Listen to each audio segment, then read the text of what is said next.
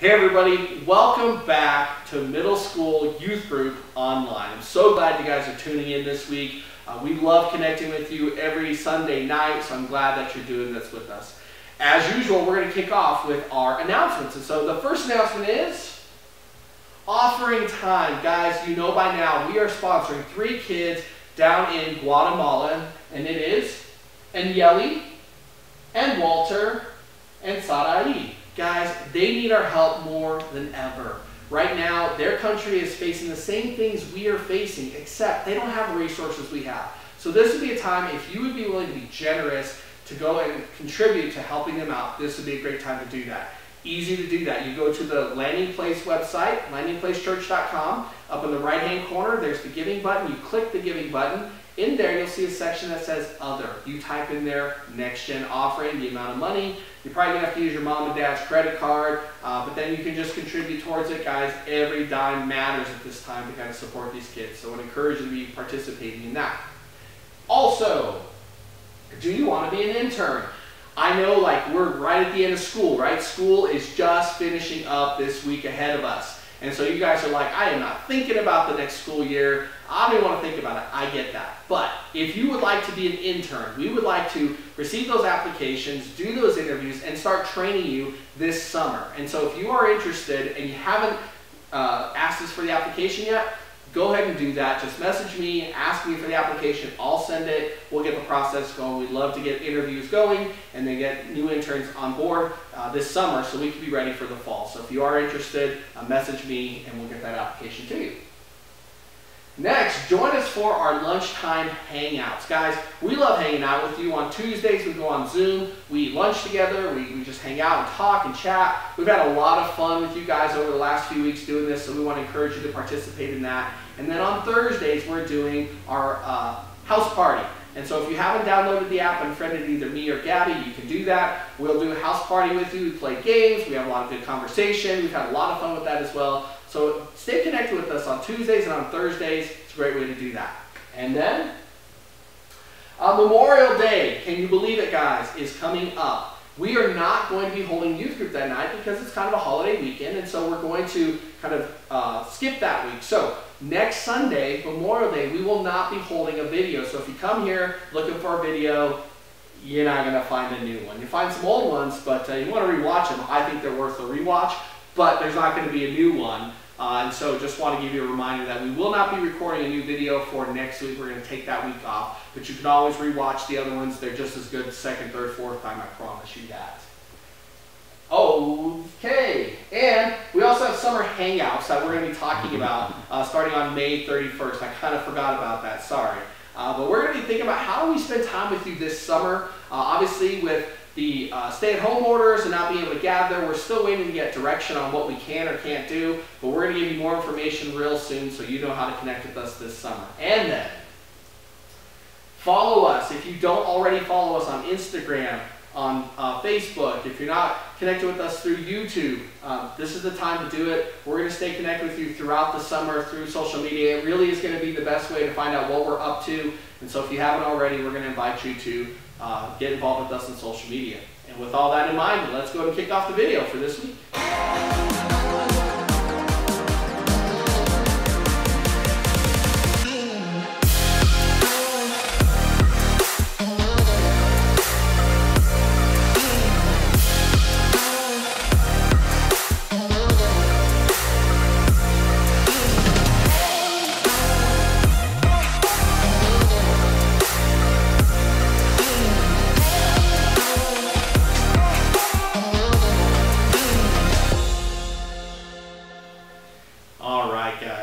So as we kick off this week, I want to start by asking you one question, and that's this. When was the last time you had an argument? Come on, tell me. My guess is that you probably had an argument sometime relatively recently. In fact, if we're being honest, you probably got in a fight before you even started watching this video with somebody. I mean, it's got to happen, right? But here's the thing. Did you know that they did research on how much families fight every day? And the research said this. They said the average family spends around 49 minutes every single day disagreeing. Now, that doesn't mean the same people always disagree, but if you think about your whole family as a whole, 49 minutes every day is spent in disagreements between somebody in your family. Guys, that's almost a whole hour that we're spending disagreeing every day. Now, you're probably thinking, really, Aaron? Are you sure? 49 minutes? I mean, have you been to my house? I mean, it's been like 3 hours or something. Like, we'd be happy to have only like 49 minutes of disagreement. We're always fighting. We're always disagreeing. Me and my siblings don't like each other at all.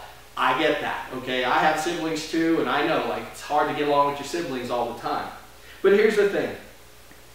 We do disagree as families. We don't always see things the same way. And that's just how it is with family, right? That's just how it is when you're part of a family.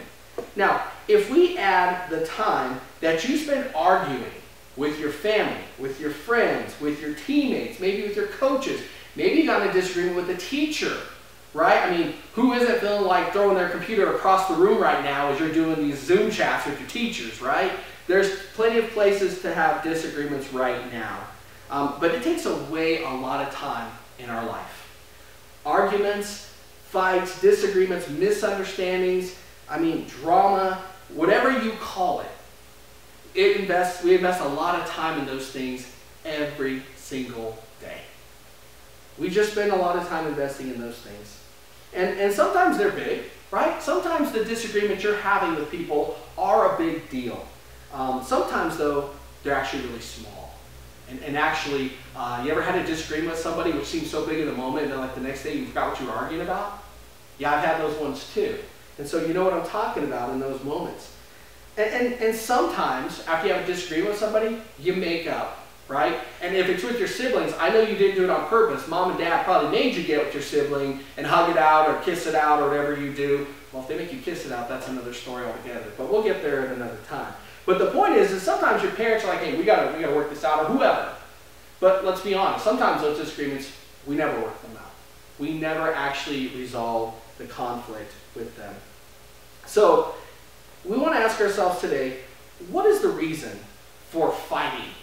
I mean, honestly, if we're in a fight, what are we hoping will be the outcome of that disagreement? What are we hoping will kind of come out for us in the end? I think there's one thing that most arguments have in common. Behind every disagreement you have in your life, there's this thought.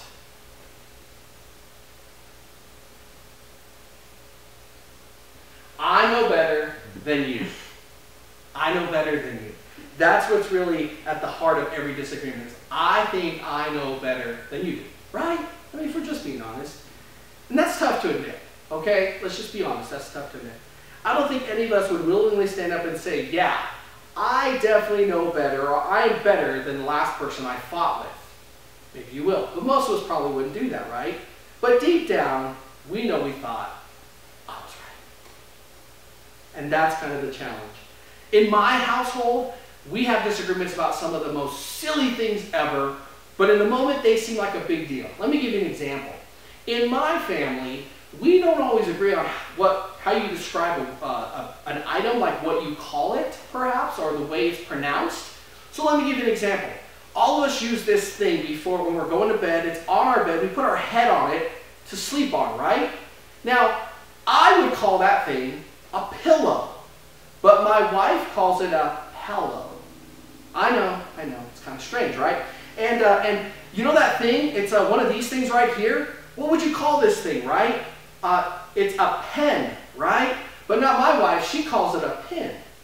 Okay? And then maybe this is one of those things that's really strange. Like when your clothes are dirty and you put them in the machine, you're going to what them? You're going to wash your clothes, right?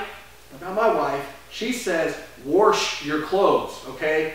Guys, these are those silly things we have. And I would love to tell you that we've never had a disagreement about it, but we have spent good time and energy arguing out what's the proper way to describe each of these items. And so think about your family. You've probably had some of these items and these things happen as well. So you see what I mean, right? We can get into disagreements that go a lot of weird ways. And whether we realize it or not, I think most of the drama, the disagreements, and the major fallouts in our relationships with others are influenced by the fact that we think we're better.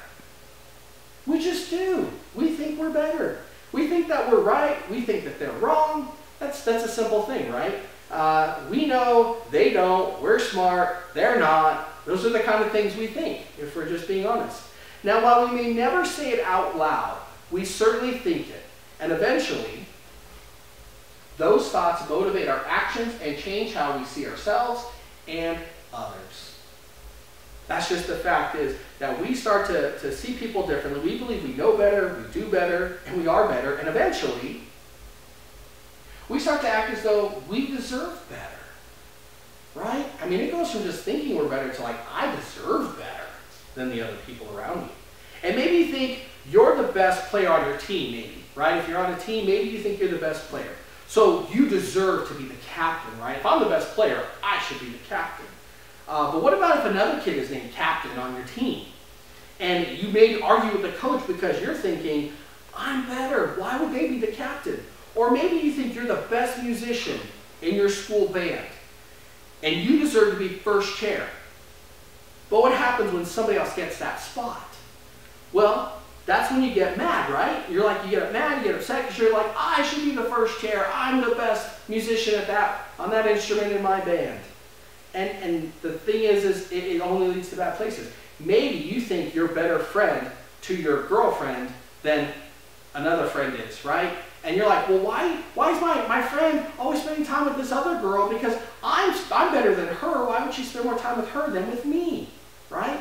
And ladies, that comes up sometimes, I've heard. And so I think the idea is this: when we don't get the attention that we think we deserve, we see drama begin. That's where the drama begins, right? We're seeking attention, we don't get it, we see drama. None of it sounds super great though, does it? And even if we're actually better at something or know better than someone else, thinking about it can affect how we perceive ourselves and others. We start to change the way we think about people. I don't know about you, but it's hard for me to admit the way I think about myself compared to other people. See, sometimes I've realized that my relationships have conflict in them because of me. I'm actually the reason we're having a disagreement.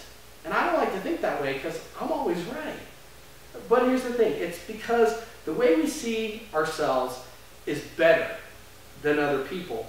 And it makes it difficult to have a good relationship when somebody thinks they're better. But I think it's important truth for us all to realize about ourselves. Because anytime we feel like we're better than someone, it reveals an issue with our character. Anytime we think we're better, it reveals an issue with our character. It shows something about us that we don't see about ourselves, but others might see, and it causes some conflict. And I don't know about you, but that's something I want to change. Something I'm focusing on changing. So in this series, we've been looking at some of the best stories that Jesus ever shared. And there was a word for these stories, and they're called parables. Parables are stories that Jesus told that kind of helps us put up a mirror in front of ourselves, and it helps us audience to show them something new, and sometimes some things that aren't so great, okay, about themselves and the way they were living. And so the parable we're going to talk about today was written down by one of Jesus' followers by the name of Luke. When Jesus reveals this story, this parable, it starts to show some things about people in there. So he's at this dinner party, right? And it was held by a really respected man in the community, okay? And before they started eating, the guests carefully chose where they were going to sit, okay? So imagine a party, they're walking in, they're all choosing their seats very carefully. And here's what's important to know about that. In the culture at the time when Jesus is walking the earth and things are going on, choosing a seat at the table was a really big deal. It's a really big deal where you sat. The reality is this: the closer you sat to the host, the more status you had, right? We all know about having status, right? And so the people who had the most status sat closer to the head. Those who didn't, they sat further away. And if these people got the seat next to the really respected man who was throwing the party, it showed everyone else that they were better, cooler, and much more important than the other guests. That's what they learned. Their seat determined their status. That's how you knew where people stacked up in this culture, was how close they were to the head of the table. Now, knowing this to be true in their culture, Jesus wanted to explain that he valued something different. He didn't want his kingdom to be like everybody else's. He wanted to be different. So he shared this parable with the dinner guests around the table. And here's what he said. When someone invites you to a wedding feast, do not take the place of honor, for a person more distinguished than you may have been invited. If so, the host who invited both of you will come and say to you, give this person your seat. Then humiliated, you will have to take the least important place. But when you are invited, take the lowest place, so that when your host comes, he will say to you, friend, move up to the better place. Then you will be honored in the presence of all the other guests. For all those who exalt themselves will be humbled, and those who humble themselves will be exalted. It's kind of like this.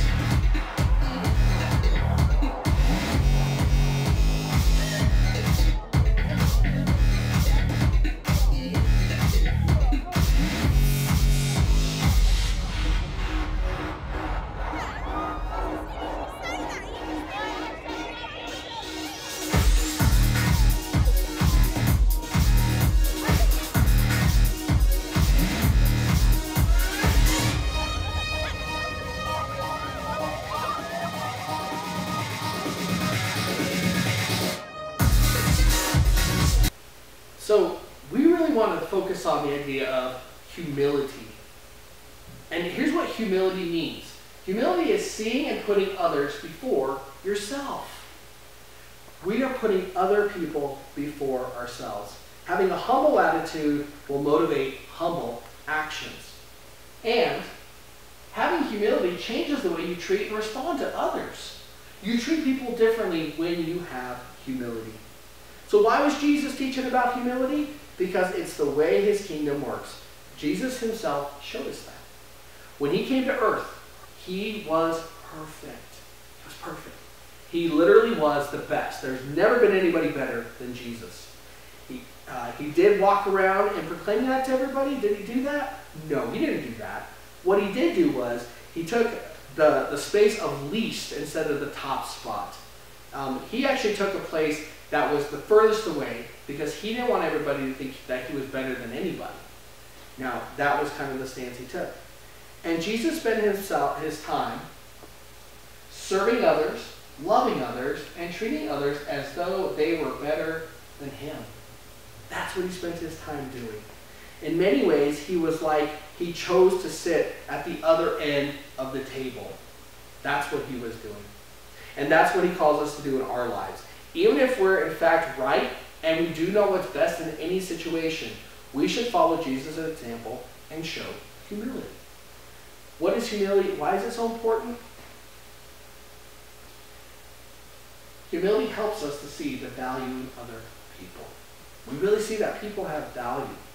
And it helps us remind our hearts that the person we're serving is loved by God and is important to him. That's what humility does for us. It helps us to see people like God sees them. And humility helps us to live more like the citizens of God's kingdom. That's what it allows us to do. So if you're anything like me, your tendency would be probably to do what the people at this dinner party did. You move yourself to the head of the table, right? Because you're thinking, I kind of deserve to be closer to the front because I'm kind of a big deal. That's because it's easier to see ourselves as better. It just is. It's easier to think we're right or deserving or owed something from someone else. And so clearly I would be expected that I'd be closer to the front of the table. It's in our nature to tend to see ourselves as better than others from a conflict and from things that go on because, you know, if you're in a disagreement, it's because that other person's wrong, right? But Jesus pointed out in this parable that sometimes when you think you're better, you end up getting humiliated. Because, well, how embarrassing would it be for you to sit down in a seat thinking you deserve to be there because of your status, and for somebody to say, I'm sorry, you're in the wrong seat. You're down there. Wouldn't that be embarrassing? Yeah. And so Jesus said, don't embarrass yourself, don't make a fool of yourself. Instead, take the lower seat, let them advance you up in status, then make yourself something you're not, and then have to be embarrassed and move down. Good point. That's why humility looks like, that's what it looks like in action.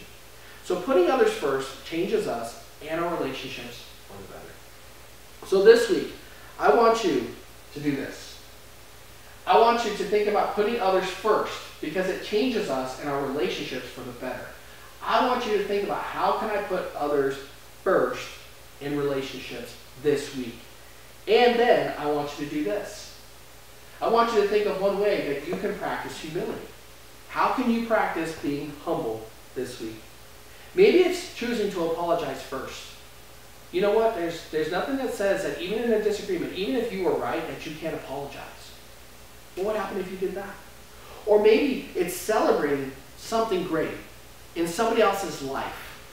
Maybe something you wanted and thought you deserved, and somebody else gets. You say, I'm going to celebrate them. What would that be like for you? Maybe it's admitting that you're wrong in a fight. Or giving the other person the chance to explain themselves before you just kind of walk off. But what are you willing to do this week that's different? Find one way to put someone ahead of yourself this week, then watch how it makes your relationship and honestly your heart better. And so remember this one more time. Putting others first changes us and our relationships for the better. And as we kind of conclude here today, I want to give you one final thought and then we'll conclude with prayer. And this is that final thought. What's one way I see myself as better than others? That's an area you want to start praying about and asking God to help you with. And so let's do that. Would you bow your heads with me? Let's pray. God, today I come to you and I thank you that we have this opportunity to have this good message where we're talking about being humble and putting other people before ourselves. If we're honest, sometimes we struggle with thinking we're better than people and we're smarter than people and we treat people bad because we think we're better. But today, could you help us to maybe realize that that's not always the case, that we're not always right and we're not better than people. And the more we can make other people better, the better we're going to be for it. And so if there's any area that maybe we're saying, you know what, this is an area where I think I'm better than people and I probably am not and I need to admit that and I need help with that, then this is that area. And help me, God, to overcome that area in my life and to learn how to have humility and treat people better. I ask this in Jesus' name we pray. Amen. Well, guys, thanks for tuning in this week. This is the end of this series worth repeating. I hope you've enjoyed hearing about Jesus' parables. It's been exciting for me to teach them to you. Now, here's the deal. We're not going to be meeting next week. Remember, we're not going to have a live video. We'll have information to you about what's going to happen on May 31st. Maybe, just maybe, we might be able to see each other in person. I hope we can figure that out. Have a great week, guys. Take care. We'll see you soon.